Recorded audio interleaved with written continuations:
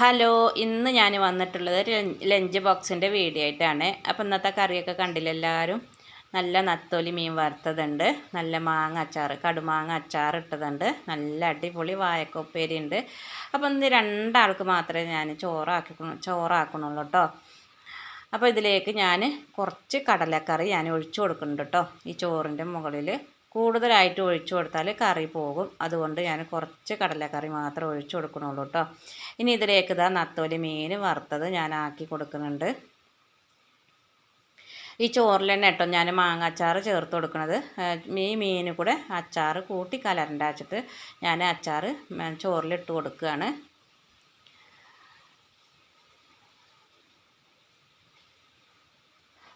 മാങ്ങ ഞാൻ കഷ്ണം വെട്ടിയിട്ടാട്ടോ അച്ചാറിട്ടിക്കണത്. കടുമാങ്ങയായിട്ട് തന്നെ ഇട്ടിക്കണത്. അത് കഷ്ണം വെട്ടിയിട്ടാട്ടോ ഇട്ടിക്കണത്.